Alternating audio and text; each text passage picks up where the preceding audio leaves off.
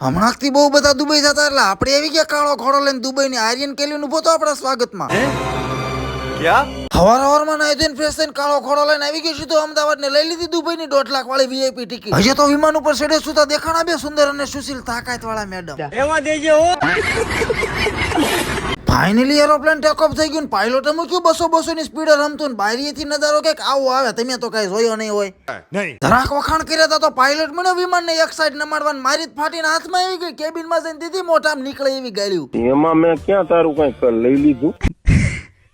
દુબઈના એરપોર્ટમાં landing થઈ ગયું ને આર્યન કેલ્યુન ઉભો તો આપણા સ્વાગતમાં. એને ઇગ્નોર કરીને થેલા કુલીન આપીને નીકળી ગયા દુબઈમાં ચા પીવા. ચાલે તું ચાની દુકાન કઈ દેખાણી ને એટલે કુલીન ઘરે જઈને કરી નાખ્યો કુલીનો ગાળ્યો, કારણ કે હું સુદેશી કાળ્યો. આજે હું ક્યાં ના પડું. હવે મારો તો બુર્જ ખલીફા જોવાનો એટલે સીધો જ મારી દીધો મોરે મોરો. बुरा लागे तो तीर बाकी जय रामा पीर.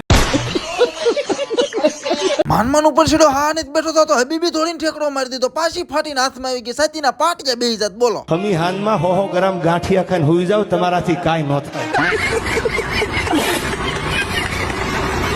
હવે વધ્યા હતા ખાલી 50 ધીરામ ને ભૂખ ભેગી ભૂખ ખૂણામ પડી રહી છે એમ વિચારીને આવી ગયો મ્યુઝિયમ જોવા. પણ અહીંયા તો માછલા ઉડતા હતા. બોલો આજે હું ક્યાં ના પડું. હવે તમારા ઘરે બેઠા બેઠા આખું દુબઈ જવું હોય તો કરી લો તમારા ભાઈને ફોલો. કાલે આપણે બતાવશું બુર્જ ખલીફાનો નાઇટ શો અને મ્યુઝિયમ. તો ફટાફટ ફોલો કરી લો. Bye bye and take care.